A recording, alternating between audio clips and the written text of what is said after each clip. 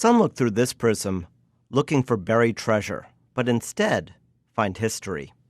In the West, few know about Zheng He, but in China, he is thought of as an explorer of great repute. A recent find in East Africa now suggests that the Chinese may have beaten the Europeans to the punch in establishing trade relations, possibly by several decades more than once thought.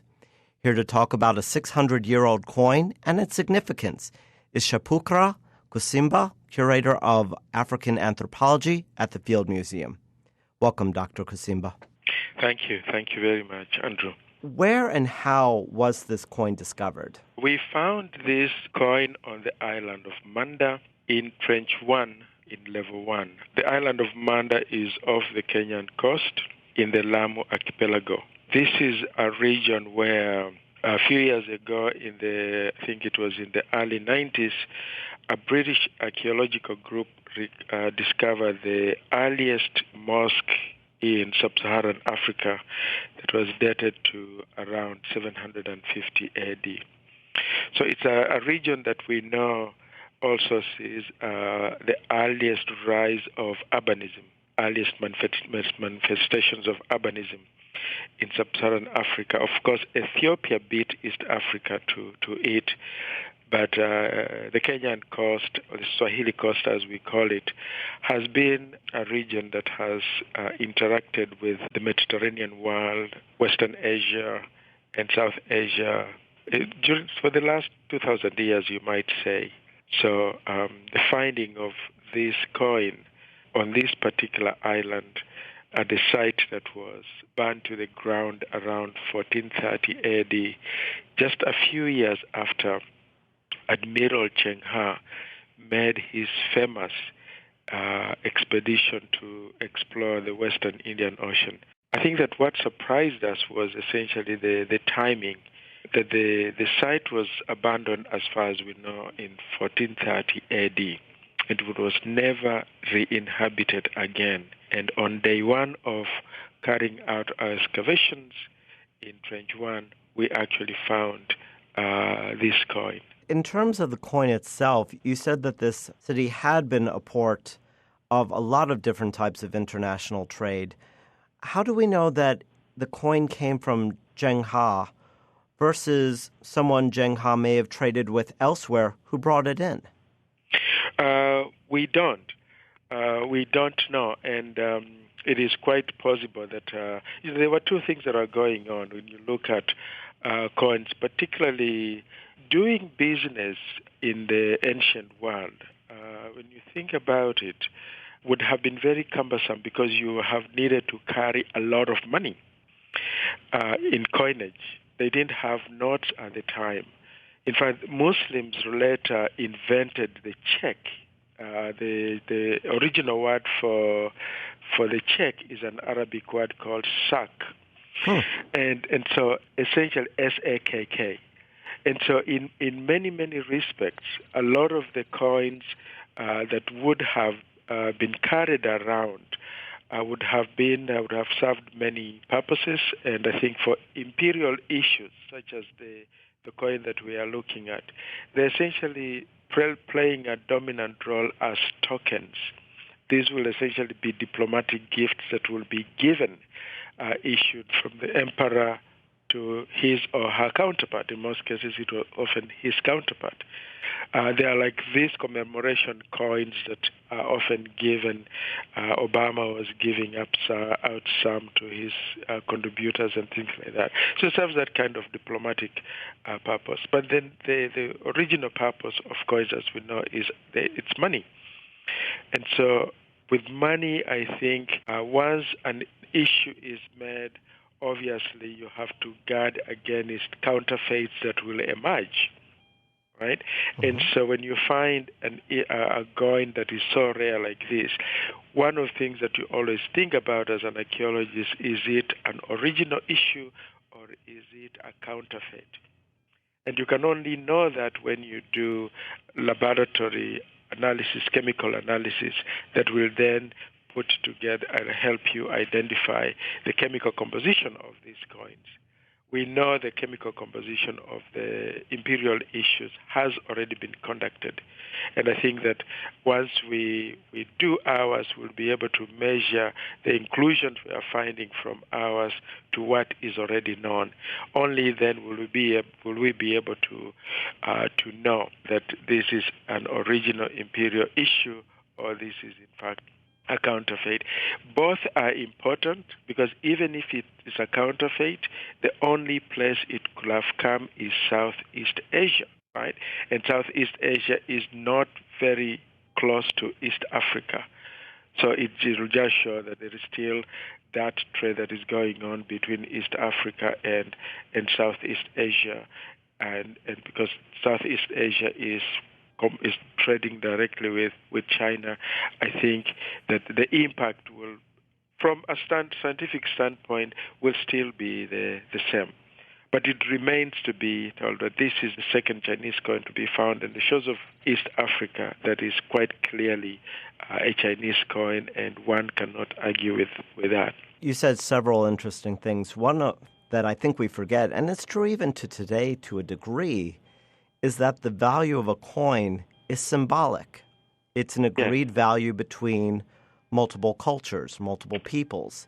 Now, I imagine back in 1400 AD, that value was even more nebulous, because if you're taking your coin to someplace that you've never traded with before, there's very little trade going on, how do they justify what that price is? So it is interesting that was more of a diplomatic tool, and maybe that's what its true significance was, to begin the opening of discussion. I think that you're quite right there, and I think that it's everybody who knows anything about the Asian world. The time period that we are really talking about is when the power in the Asian world is really coming to an end. Asians had been controlling commerce, politics in the region from around 700 to 1500 AD, and that's when you begin to see the Europeans sort of enter the Indian Ocean and the tide begin to really shift. But before that, I think that silk was really the standard. If you look at most of the exchanges that are going on, everybody recognized that silk was used as currency all the way from China to East Africa to the Mediterranean world. And I think in East Africa, for example, ivory too was in fact served as a currency. But there were mints in all of the regions. In East Africa, we had our own mints. But in many cases, I think the universal currency at the time, right now, it's the mighty dollar, right? Everybody recognizes that. But I think that during the time that we are talking about, we did not have what you might call a regional value currency. But I think that there were things that were recognized that would be exchanged. And I think that I would place silk to be one of the dominant value systems that had been put in place. So that a lot of these coins are regional in scope. They are accepted, but I think the none is it will be accepted in all of the regions. What we do know is that in Western Asia, in the Western Indian Ocean, Muslim merchants were dominant, and then up to all the way to Central Asia, and then from what you might call Eastern Asia, from Sri Lanka going to the South China Seas, you'll see that Buddhist merchants were, in this case, quite dominant. Both the empires, whether it is Buddhist-led or Muslim-led, were very trader-friendly. And I think that that's why commerce was able to prosper during that time. There was some degrees of regulation, which we talk today, but I think that that regulation, in most cases, I think the markets regulated themselves. There's a lot of competition. There's a lot of partnerships that are being built across the board, but most of all, there's a lot of respect and protection for traders. So a trader could set off from, let's say, Cairo in Egypt and go all the way to Malacca and be able to conduct business without ever being molested. It was essentially a borderless world in many, many respects. Scholars are moving across this region. Religious leaders are going around.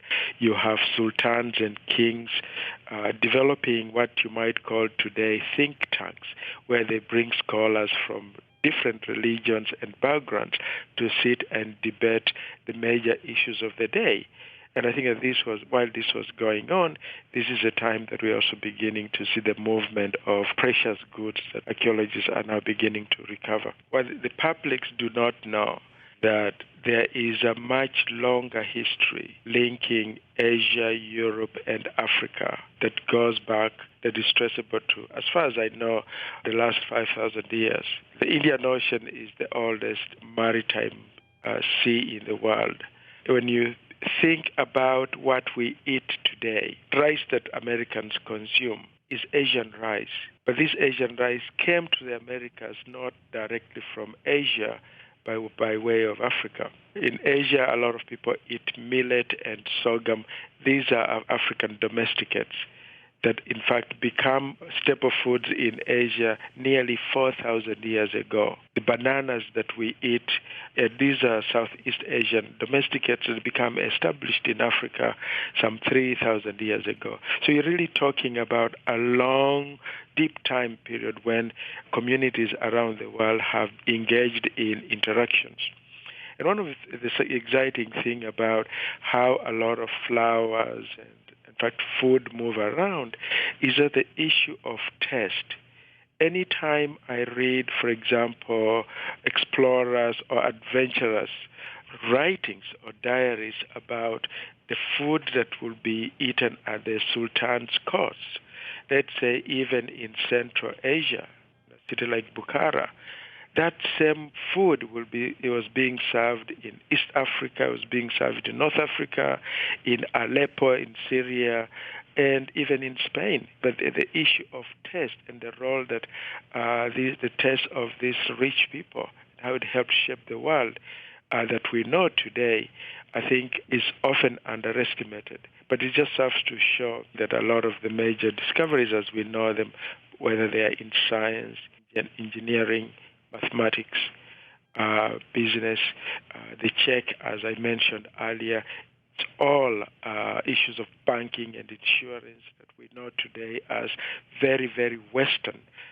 concepts. These are concepts that are being developed by merchants working in collaboration with a lot of the political leaders in the various Asian cities and city-states. So nothing significant is known.